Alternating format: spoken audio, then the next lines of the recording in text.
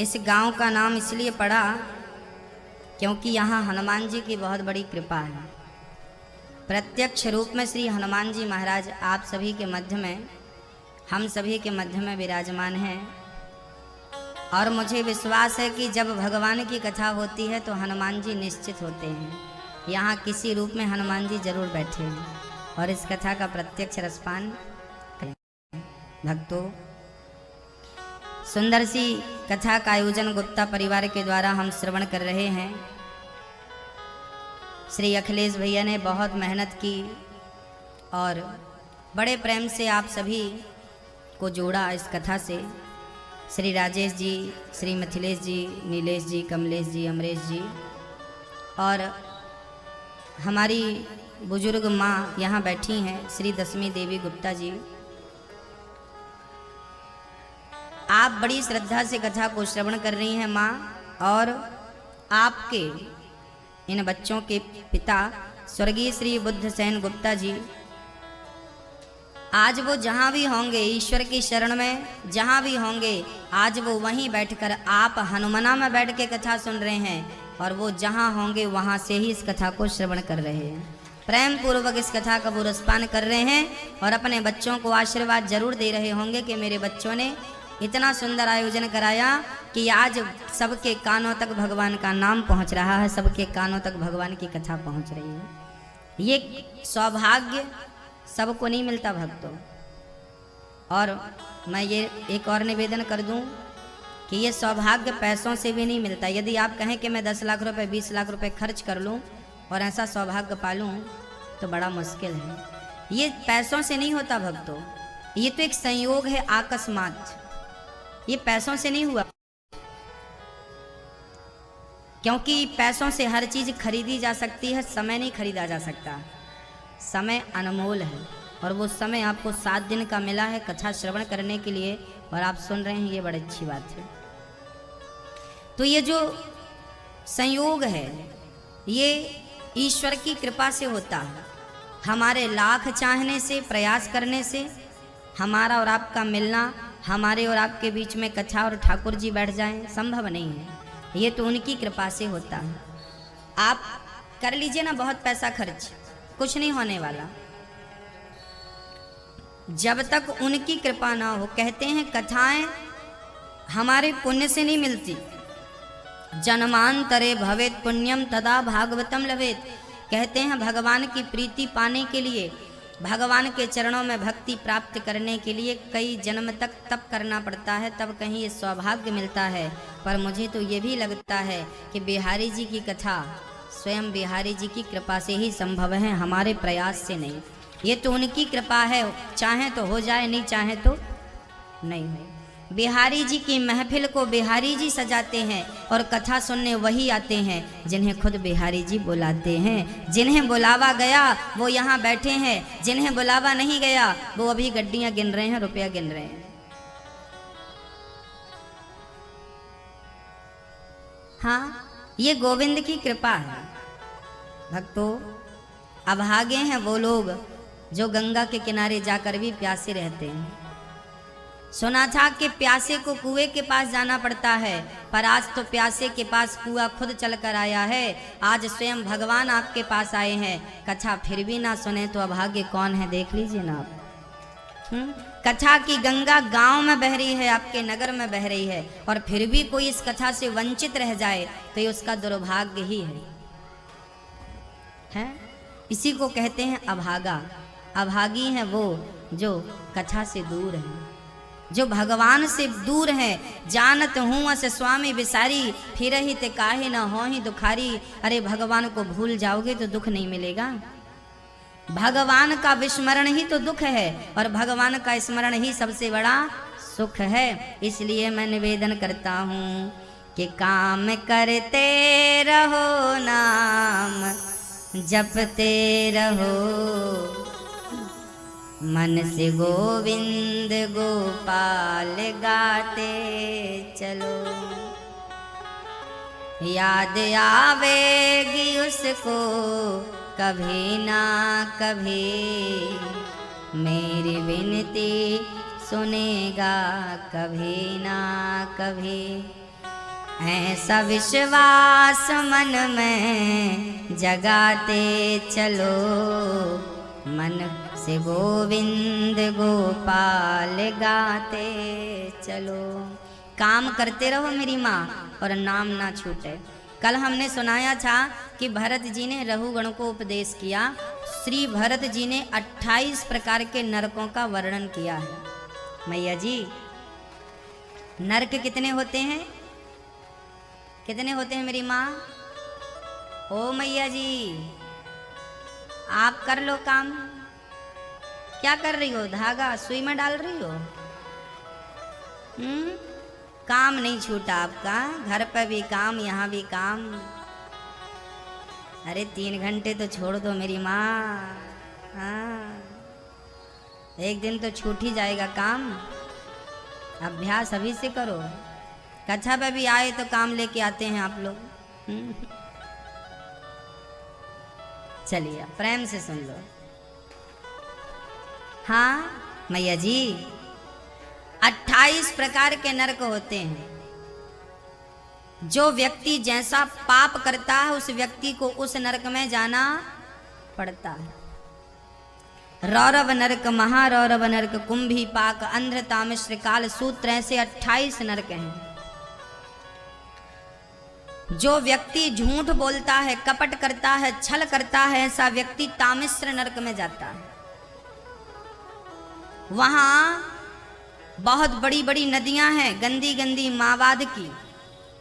आपके हाथ में फोड़ा हो जाता है, मावाद भर जाती है ना वाइट कलर की, उसकी नदियां हैं, उसमें डाल दिया जाता है। गंदे काम करते रहे जाओ, इसी गंदगी में रहो, खाओ पियो, जीवन गुजारो। रौरव नरक, महारौरव नरक। जो व्यक्ति मांस खाता है कुंभी पाक नरक में जाता है। जैसे आप अंडा मुर्गी भूंजते हैं ना, ऐसे ही आपको बड़ी बड़ी कढ़ाइयाँ, उस कढ़ाइयों में डाल दिया जाता है, जीरे की तरह छौंका लगा दिया जाता है। वहाँ जितना कष्ट आपने किसी को दिया होगा, आपको भी उतना कष्ट देकर हिसाब किताब बराबर किया जाता है। जैसा करोगे वैसा भरोगे। इसलिए जीवन में कभी बुरा ना करना, गलत ना करना, गलत कदम मत उठाना, सारा दंड भोगना पड़ेगा। श्री भरत जी ने ज्ञान दिया राजा रहुगण को। सुखदेव जी के प्रसंग से परीक्षित डर गए, प्रभु हमने भी कोई ना कोई पाप किया ही होगा, बताइए नरक जाने से कैसे बचा जाए। तब सुखदेव जी ने कहा कि यदि नरक जाने से बचना हो तो एक उपाय है। देखिए, आप और हम सभी लोगों से जाने अनजाने में कोई ना कोई पाप तो हो ही जाता है, ना चाहो तो भी पाप हो जाता है। इसका अर्थ ये है कि हम सभी नरक जाने के अधिकारी हैं। अब बचना चाहें तो कैसे बचें, इसका उपाय है। भगवान कहते हैं कि तुम कितने भी बड़ी पापी हो, गीता के 18वें अध्याय के 66वें श्लोक में भगवान ने कहा है कि सर्वधर्मान् परित्यज्य मामेकं शरणं व्रज अहं त्वा सर्वपापेभ्यो मोक्षयिष्यामि मा शुचः। भगवान कृष्ण कहते हैं, अर्जुन तुम कितने भी बड़े पापी हो, सर्वधर्मान परित्यज्य, सब कुछ छोड़कर, सारे कर्मों को, लौकिक धर्मों को छोड़कर, माम एकम शरणं व्रज, तुम मेरी शरण में आ जाओ। यदि मेरी शरण में आओगे तो अहम त्वा सर्व पापेभ्यो, मैं तुम्हारे समस्त पापों का नाश करके मोक्षयिष्यामि मा शुचः, मैं तुम्हें मोक्ष का अधिकारी बना दूंगा। तुम कितने भी बड़े पापी हो, फर्क नहीं पड़ता। यदि भगवान की शरण ग्रहण कर ली जाए, कह दिया जाए कि प्रभु मैं आपकी शरण में हूँ। क्या कह दिया जाए कि हे प्रभु मैं आपकी अच्छा हूँ या बुरा हूँ, जैसा भी हूँ तुम्हारा।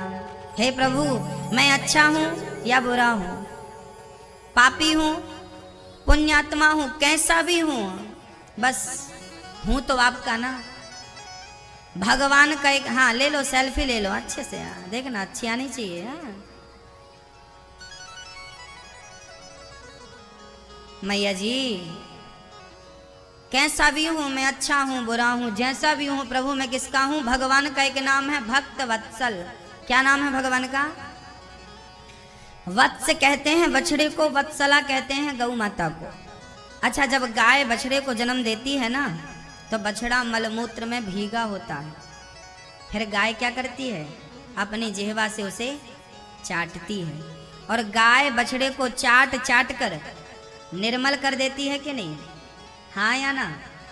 जैसे बछड़ा मलमूत्र में भीगा होता है, वो अपने आप को खुद शुद्ध नहीं कर सकता। कर सकता है क्या? बछड़ा क्या अपने आप को साफ कर सकता था?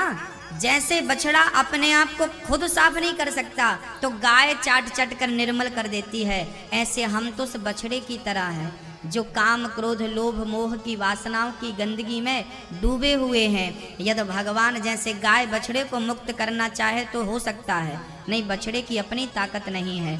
ऐसे कन्हैया हमें माया मोह से बचाना चाहे तो बच सकते हैं, नहीं हमारी ताकत नहीं है कि हम काम से क्रोध के लोभ से मोह से स्वयं बच सकें। हम में इतनी सामर्थ्यता नहीं है। जैसे गाय बछड़े को चाट चाट कर निर्मल करती है, ऐसे हमें प्रार्थना करनी चाहिए कि हे प्रभु आप हमें निर्मल कर दीजिए उस गाय की तरह। आप गाय बन जाइए, हमें अपना बछड़ा बना लीजिए। त्वमेव माता च पिता त्वमेव त्वमेव बंधु च सखा त्वमेव। भगवान हमारी माँ है, भगवान हमारे पिता हैं। यदि नरक से बचना चाहते हो तो भगवान के नाम का सहारा ले लो, कभी भी नाम ना छूटे। क्या ना छूटे मेरी माँ? नाम की बड़ी महिमा है। राम जी के नाम ने तो पाथर भितारे, जो न जपे राम वो हैं किस्मत के मारे। राम नाम के बल पर पत्थर पर राम नाम लिखा गया था, और बंदर भालुओं ने पत्थर पर राम राम लिख करके पानी में डाला, तो क्या उस नाम के बल पर वो पत्थर पानी में डूबे? अरे जिस नाम ने पत्थर को डूबने नहीं दिया, वो नाम क्या आपको डूबने देगा? जैसे पत्थरों को पार लगा दिया, वो नाम आपको भी भवसागर से पार लगा कर रहेगा। नाम की बड़ी महिमा है। बोले नाम लेकर कोई पार हुआ? परीक्षित ने पूछा। बोले हाँ, एक पंडित जी थे, उनका नाम था अजामिल। अजामिल एक दिन पुष्प वाटिका में पुष्प चुन रहे थे, तोड़ रहे थे। वहां एक वैश्या बैठी थी, वो बहुत सुंदर थी स्त्री। उस सुंदरता को देखकर अजामिल महाराज मोहित हो गए और पूजा पाठ छोड़कर उस स्त्री के चक्कर में पड़ गए। घर ले आए, शादी कर ली, उसके संग रहने लगे, 9 बच्चे पैदा किए। 10वीं बार वो गर्भवती हो गई। एक दिन अजामिल घर पे थे नहीं, अकेली उनकी पत्नी थी। संत लोग आए और कहने लगे देवी भिक्षाम देही, हमें कुछ भिक्षा दे दो। वो वैश्या बोली महात्मा जी मैं बहुत भ्रष्ट नारी हूँ, मैं चरित्र से गिरी हुई स्त्री हूँ, मेरे हाथ का अन्न आप मत खाइए। संतों ने कहा देवी अब तूने सच्ची सच्ची कह दिया है तो मैं तो आपके हाथ का कच्चा खाऊंगा और तुम्हारा कल्याण करके रहूंगा। एक काम करो हमें कच्चा दे दो। तो बढ़िया सी वो अजामिल की पत्नी ने बढ़िया आटा आलू और बढ़िया सामग्री दे दी। संतों ने पेड़ की छांव में बढ़िया भोजन प्रसादी बनाया और अजामिल तब तक आया। पत्नी से बोला ये बाबा जी लोग घर के सामने क्या कर रहे हैं? पत्नी बोली चुपचाप बैठो बाबा जी के सामने हाथ जोड़ के, बहुत पाप किए हैं, कुछ तो पुण्य कर लो। संतों ने प्रसाद दिया, लो बेटा, एक एक रोटी दे दी। संतों ने भोजन किया, अजामिल को आशीर्वाद दिया। अजामिल से कहा कि बेटा अब तुम चोरी चमारी बंद कर दो, ये जो उल्टे सीधे काम कर रहे हो ये सब बंद कर दो और कृष्ण कृष्ण नारायण नारायण का नाम जपा करो, सब बंद कर दो, नारायण नारायण का नाम जपो। अजामिल बोला बाबा जी खा लिया पी लिया निकल जाओ, उपदेश मत दो, मैं ये सब नहीं कर सकता, ये सब मुझे पाखंड लगता है, ढोंग लगता है, मैं नहीं करता, नाम जपता, कुछ नहीं जपना मुझे, जाओ। संतों के सामने उसने मदिरा पी, संतों को गालियां दी, संतों को लगा कि हमने इसकी रोटी खाई है, अब ये भले हमें गाली दे पर इसका कल्याण करना हमारी जिम्मेदारी हो गई। तब संतों ने पत्नी की तरफ देखा, अजामिल की पत्नी से कहा, देवी मैंने सुना है कि तू गर्भवती है, मेरी एक प्रार्थना तुम मान लो। ये समझना कि संतों की दक्षिणा यही है, बेटी जब तुम्हारे बेटा हो तो उसका नाम तुम नारायण रख देना, बस इतना मान लो, तुम्हारा कल्याण होगा बेटी। कहा, उस स्त्री ने कहा ठीक है बाबा जी कर लूंगी मैं। संत चले गए। कुछ दिनों के बाद अजामिल की पत्नी को पुत्र हुआ। नाम संत जी की बात याद आ गई कि इसका नाम क्या रखना है, नारायण। नाम नारायण रख दिया। अब अजामिल नारायण नारायण जपने लगा, बेटा नारायण यहाँ आओ, बेटा नारायण नारायण नारायण नारायण। इनडायरेक्ट वो भगवान की भक्ति होने लगी। अब एक दिन क्या हुआ, अजामिल बहुत बुढ़ा हो गया था, बस मरने वाला था, मौत आ गई। यमदूत आए, गले पे रस्सी डाली और ले जाने लगे, चल। तभी दूर बेटा खेल रहा था तो अजामिल ने पुकारा, बेटा नारायण। दूरे क्रीडन का सक्तम पुत्रम नारायणावयम प्लावितेन स्वरेण उच्चैराजु हवा जितेंद्रिया। बेटा नारायण नारायण। जैसे ही नारायण नारायण का नाम पुकारा भक्तों, उसी क्षण भगवान के पार्षदों से भगवान ने कहा कि जाओ, मेरा भक्त मुझे पुकार रहा है, लेकर आओ। पार्षदगण आए, यमदूतों से कहा इसे छोड़ दो, ये हमारा ग्राहक है। यमदूतों ने कहा महाराज जीवन भर इसने पाप किया है, चोरी की है, शराब पिया है, जुआ खेला है, पराई नारी पर दृष्टि डाली है, सारे घटिया कर्म इसने कर रखे हैं, इसे आप स्वर्ग ले जाओगे। पार्षदों ने कहा इसने भले ही सारे दुष्कर्म किए हों, गलत काम किए हों, पर मरते समय इसने नारायण का नाम ले लिया, इसलिए अब इसका उद्धार होकर रहेगा। पार्षदों को यमदूतों ने कहा आपको गलतफहमी हो गई, इसने भगवान का नाम नहीं लिया, इसके बेटे का नाम नारायण है। पार्षदों ने कहा इसके बेटे का नाम नारायण तो अभी से है, हमारे भगवान का नाम नारायण तो अनादि काल से है। अरे भाई, जहर को कोई जानबूझकर पी ले या धोखे से पी ले, वो तो मारेगा। आग में हाथ आप जानबूझकर डालोगे तो जलेगा, और धोखे से चला जाए तो जलेगा। ऐसे ही भगवान का नाम कोई जानबूझ कर ले तो कल्याण होगा, और कोई धोखे से ले ले तो उसका कल्याण होकर ही रहेगा। भाव को भाव अनख आलस हूँ, नाम जपत मंगल दिशि दसहूँ। कोई भाव से जपे, कोई कुभाव से जपे, और उल्टा नाम जपत जग जाना, वाल्मीकि भय ब्रह्म समाना। उल्टा नाम जपा था श्री वाल्मीकि जी ने, उनको आज ब्रह्म दुनिया जानती है। राम राम की जगह वो मरा मरा मरा मरा मरा मरा कहते थे। तो जिसके नाम को उल्टा जपने से भी फल सीधा मिलता हो, उसका नाम अजामिल मरते समय ले ले तो उसका कल्याण नहीं होगा। यमदूतों ने पार्षदों ने यमदूतों से कहा ये बताओ नरक जाने का अधिकारी कौन? बोले जिसने जीवन में कभी कथा नहीं सुनी, कभी कीर्तन नहीं किया, कभी भगवान के मंदिर नहीं गया, कभी बूढ़ों की माँ बाप की सेवा नहीं की, ऐसे पतित को हम सीधा नरक ले जाते हैं। पार्षदों ने कहा इसने मरते समय नारायण का नाम लिया, इसके सारे पाप समाप्त हो गए। अब यहाँ एक प्रश्न खड़ा हो गया कि भक्तों,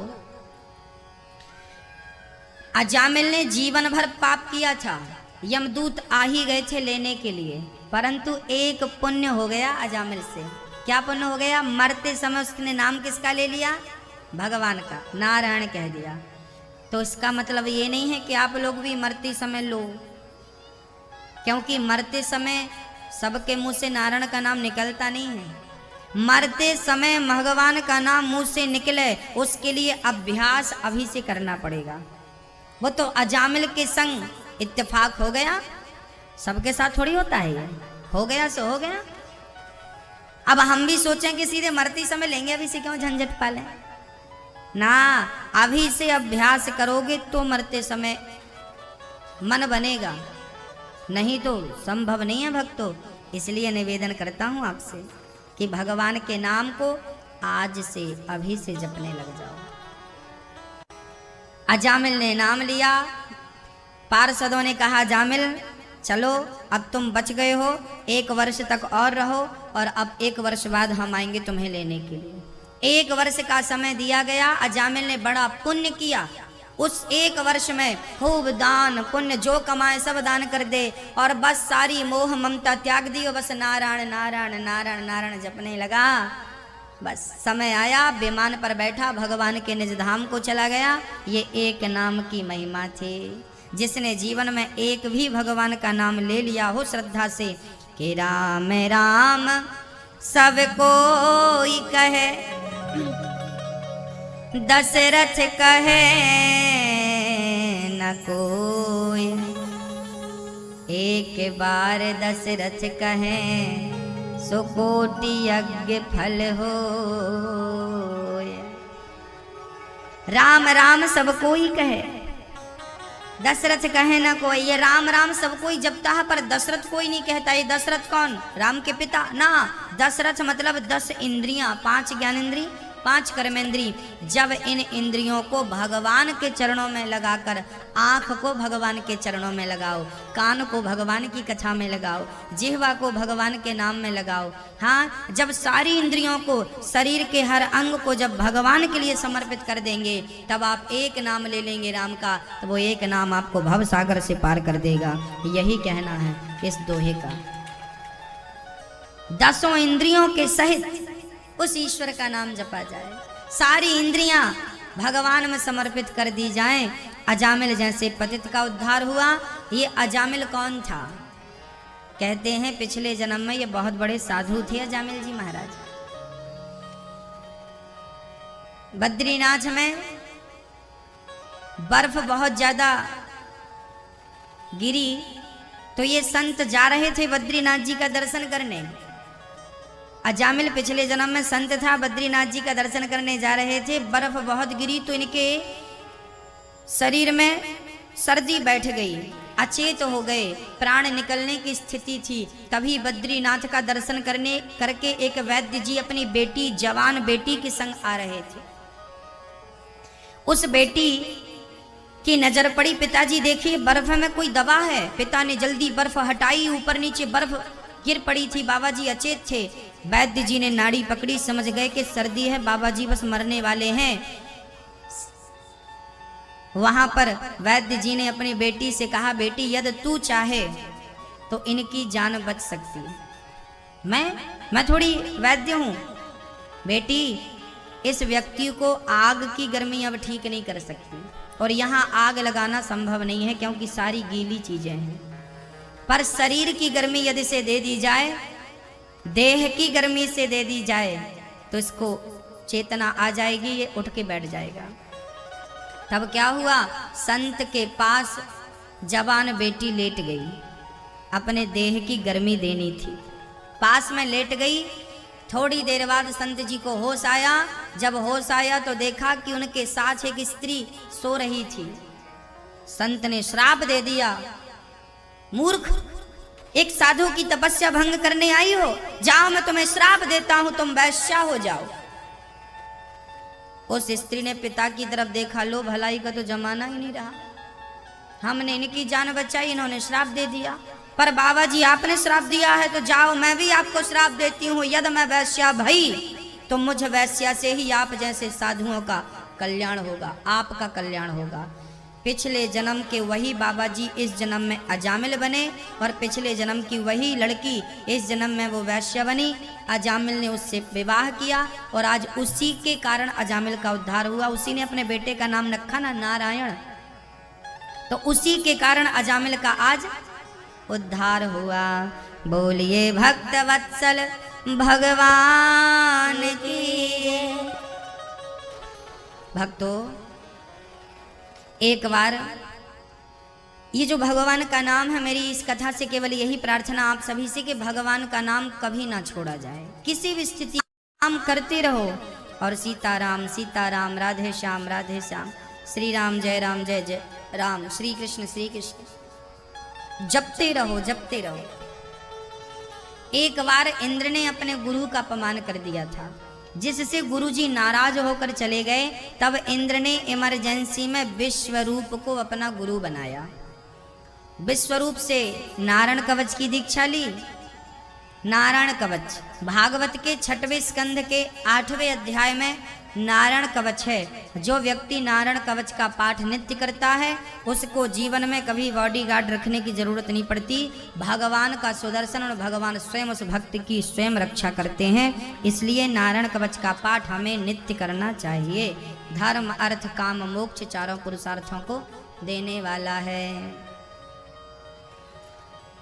के ओम हरिर्विदध्यान मम सर्वे रक्षाम न्यस्तांग्रिपद्मः पद्गेन्द्र पृष्ठे दरारि चरमासिगदे सुचापा पासान्दधानोऽष्टगुणोऽष्टबाहुः जले सुमां रक्षतु मत्स्यमूर्तिर्यादो गणेभ्यो वरुणस्य पासात् स्थले सुमाया वटुवामनो व्यात् त्रिविक्रमः खेवतो विश्वरूपः। नारायण कवच की दीक्षा पाकर इंद्र बलवान हो गए, दैत्यों पर विजय प्राप्त कर ली। परिणाम क्या हुआ? इंद्र ने अपने गुरु से यज्ञ कराया। विश्वरूप ने यज्ञ में आहुति राक्षसों को दे दी तो इंद्र नाराज हो गए। इंद्र ने अपने गुरु का सिर काट दिया। गुरु हत्या लगी इंद्र को, ब्राह्मण हत्या लगी इंद्र को। इंद्र ने अपनी हत्या 4 लोगों में बांट दी।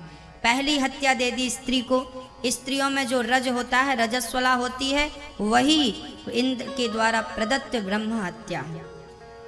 दूसरी हत्या दी पृथ्वी को, जो बंजर भूमि है, वो ब्रह्म हत्या का स्वरूप है। तीसरी हत्या दी जल को, जल में जो झाग है वो ब्रह्म हत्या का स्वरूप है। चौथी हत्या दी वृक्षों को, वृक्षों में जो गोंद है ये ब्रह्म हत्या का स्वरूप है। इंद्र तो ब्रह्म हत्या से मुक्त हो गए, परंतु विश्वरूप के पिता त्वष्टा को आपने चुनौती दे दी। विश्वरूप के पिता त्वष्टा ने यज्ञ किया और वृत्तासुर को प्रकट किया। जाओ वृत्तासुर, इंद्र ने मेरे पुत्र को मारा है, जाओ इंद्र को मार दो। परंतु उस यज्ञ में मंत्रों में कोई त्रुटि हो जाने के कारण विश्वरूप ने बच्चा कैसा पैदा किया? इंद्र को मारने वाला। पर यज्ञ में मंत्रों में कोई त्रुटि हो गई तो इंद्र से मरने वाला पैदा हो गया।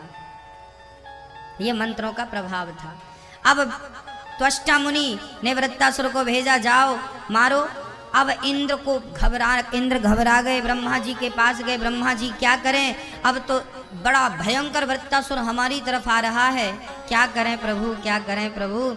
तब भगवान ब्रह्मा ने कहा कि इंद्र, यदि दधीची ऋषि अपनी हड्डियों का दान कर दें तो उनके बनाए वज्र से ये वृत्तासुर मर सकता है, नहीं तो उसे मारने वाला कोई नहीं। अब इंद्र गए दधीची के पास, कहने लगे, दधीची जी हमें आपसे कुछ चाहिए। क्या चाहते हो? बोले हम आपसे कुछ मांग रहे हैं। दधीची बोले, आप मांग लो, जो मांगेंगे देंगे। तो इंद्र ने कहा कि आप अपनी हड्डियां हमें दे दीजिए। अब देखिए कितनी विचित्र बात है। आप किसी के घर जाइए, कहिए भाई आप हमें अपनी हड्डियां दे दो, तो वो आपकी हड्डी पसली तोड़ के भेजेगा, ले हड्डी। हाँ। भाई पैसे का दान तो सुना होगा, सोने का दान तो सुना होगा, पृथ्वी का दान तो सुना होगा, पर हड्डियों का दान। शिवी दधीची, ये दधीची ऐसे संत थे जिन्होंने अपनी हड्डियों का दान दिया था।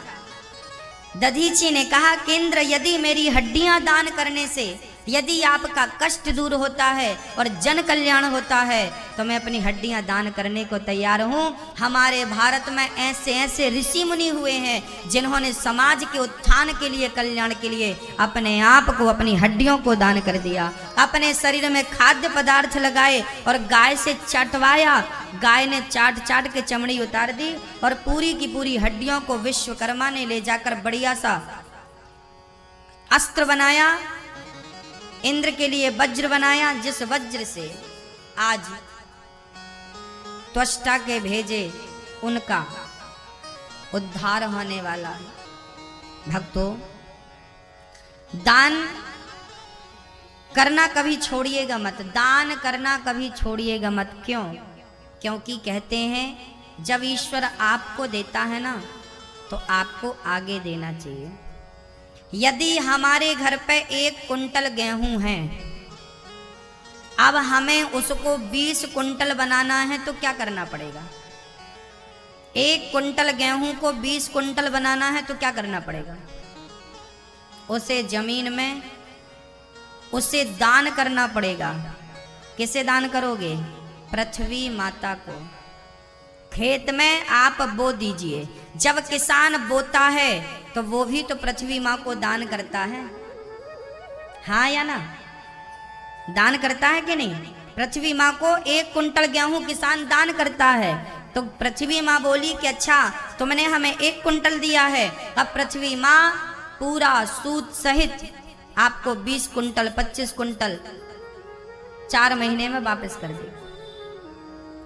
ये प्रकृति में लेन देन शुरू से चलता आया है, हाँ या ना? गाय को आप घास खिलाइए, घास का दान करिए, बदले में दूध पीजिए। अब गाय को आप घास ना खिलाएं और बस दूध पीते रहें तो कब तक देगी वो? आप गाय को घास देते रहिए, वो आपको दूध देती रहेगी। ऐसे ही दान, किसान खेत में दान करता है, किसान गाय को चारा भूसा का दान करता है। दान करना है। हम लोग कुत्ते को 1 रोटी निकालते हैं, पहली रोटी गाय माता की और आखिरी रोटी कुत्ते की, क्योंकि कुत्ते हमारे नगर की रक्षा करते रहते हैं। कोई अपरिचित रात को आया तो भौंक भौंक करके वो हमें जगा देते हैं कि भाई जागो, हमने तुम्हारी रोटी खाई है, कहीं ये तुम्हारी रोटी चुरा के ना ले जाए। 1 रोटी के बदले वो आपकी हजारों रोटियों की रक्षा करता है। इसलिए कुत्ते को रोटी खिलाने की परंपरा सदियों से रही है हमारे भारत में। हम लोग कुत्ते की रोटी मतलब कुत्ते को भी दान करते हैं, रोटी का दान करते हैं। गाय को हम लोग, चिड़ियों को अन्न छतों में डालते हैं ताकि चिड़िया दाना खाए, हम लोग चिड़ियों को दान करते हैं। हम लोग कुत्ते को रोटी दान करते हैं, गाय को चारा रोटी दान करते हैं। हम लोग दान करने वाले लोग हैं भक्तों। दान का अर्थ क्या होता है? जब आप देंगे, एक हाथ से दीजिए, दूसरे हाथ से पाइए। आपने चारा दिया, दूध पाइए। आपने थोड़ा दिया, ज्यादा पाइए। अब आप देना ही छोड़ दें साहब। आज लोग बहुत परेशान, गुरुजी हम बहुत काम ही नहीं चल रहा, पैसे ही नहीं आ रहे हैं। इसलिए नहीं आ रहे हैं क्योंकि आपने दान करना छोड़ दिया। और भारत में दान, पहले के लोग स्नान और दान संग संग होता था। हम लोग सुबह सबसे पहले स्नान करते थे और स्नान करने के बाद सबसे पहला काम दान करते थे। आज आपने दान करना छोड़ दिया, इसलिए लोगों की दुर्दशा हो गई है। धन कब बढ़ता है? अन्न तब बढ़ेगा जब खेत को दान करोगे। धन तब बढ़ेगा जब नारायण को दान करोगे। जब धन दान करोगे तो धन कई गुना वापस आएगा। धन, स्वर्ण दान करने से स्वर्ण बढ़ता है, मिट्टी दान करने से भूमि दान। राजा बलि ने भूमि दान की थी। दानवीर कर्ण ने सोना दान दिया था। राजा हरिश्चंद्र ने अपने आप को बेचकर जो पैसा मिला उसे दान किया था, हाँ या ना? हाँ या ना? हमारे भारत में ऐसे ऐसे दानी हुए हैं जिन्होंने अपने आप को बेच दिया है दान करने के लिए। अपने आप को बेचने का जो पैसा मिला उसको दान कर दिया। उसको दान करने से आज भी हम हरिश्चंद्र का नाम बड़े आदर सत्कार से लेते हैं। दानम दुर्गति नाशनम। यदि दान करना शुरू कर दोगे भक्तों तो आपकी दुर्दशा समाप्त हो जाएगी, दुर्गति मिट जाएगी। ईश्वर जितना देता है, 100 रुपए कमाओ तो 100 रुपए में 10 रुपए दान के लिए रखो, तब वो 90 रुपए आपको पचेंगे। और यदि नहीं किया तो वो 100 के 100 और कई 100 लेकर के चले जाएंगे। इसलिए आप और हम जो कमाते हैं उस पर सरकार का अधिकार होता है कि नहीं? सरकार हमसे टैक्स लेती है कि नहीं? हाँ या ना? 5%, 12%, 18% जीएसटी लगता कि नहीं? किसी चीज में 5% जीएसटी है, किसी में 12% जीएसटी है, किसी में 18% जीएसटी है। टैक्स है कि नहीं? यदि हम सामान्य व्यक्ति जो कमाते हैं तो हमें सरकार को टैक्स देना पड़ता है। यदि हमारी कमाई पर सरकार का अधिकार है तो याद रखना भक्तों, आपके प्रत्येक कमाई पर मेरे कन्हैया का भी अधिकार है। वो चाहता है कि तुम हमें भी टैक्स दो। आप सरकार को टैक्स देते हैं तो आपका जो धन होता है वो 1 नंबर का हो जाता है, और नहीं देते तो वो धन आपका 2 नंबर का रहता है। ऐसे ही जब आप भगवान को दान कर देते हैं, अर्थात जब किसी दीन दुखी बूढ़ी माओ के लिए जब आप सहयोग के हाथ बढ़ाते हैं, जब दान करते हैं, तो क्या होता है? तब होता ये है कि आपका जो धन दान में लगता है उसके करोड़ों गुना जो धन आपके पास है वो शुद्ध हो जाता है। भगवान उसे शुद्ध कर देते हैं, वो 1 नंबर का हो गया ईश्वर की दृष्टि में। ईश्वर की दृष्टि में आप तब तक चोर हैं जब तक आप दान नहीं करते। 100 रुपए में 10 रुपए दान करिए, 1000 रुपए में 100 रुपए दान करिए, 10,000 में आप दान करिए, 1 लाख कमाओ तो 1 लाख में आपको 10,000 नहीं तो कम से कम 5,000 7,000 तो दान के लिए अलग रखना चाहिए कि इससे हम किसी दीन दुखी की सेवा करें।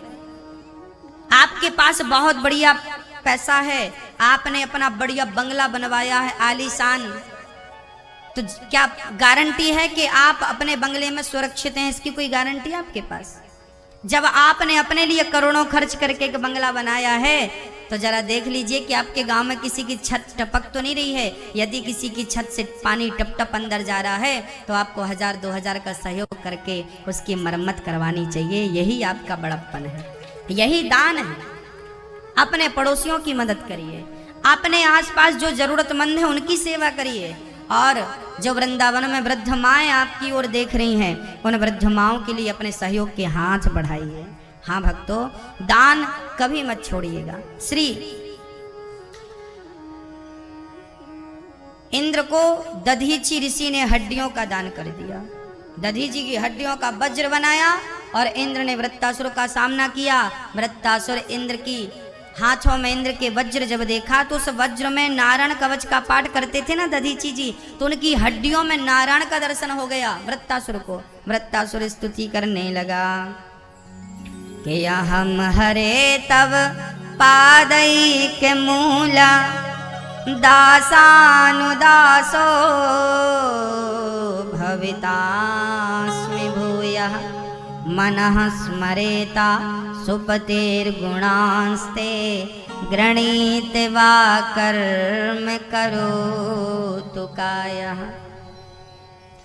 भगवान की स्तुति करने लगा कि हे प्रभु मैं दासानुदासो भवितास्मि भूयः, यदि आपकी भक्ति ना मिले तो अपने भक्तों की भक्ति मुझे प्रदान कर दीजिएगा। राजा परीक्षित ने प्रश्न किया कि गुरुदेव वृत्तासुर तो राक्षस था, फिर उसने भगवान की स्तुति क्यों की? तब सुखदेव भगवान ने प्रत्युत्तर दिया कि राजन वृत्तासुर इस जन्म का राक्षस था, पिछले जन्म का बहुत बड़ा धर्म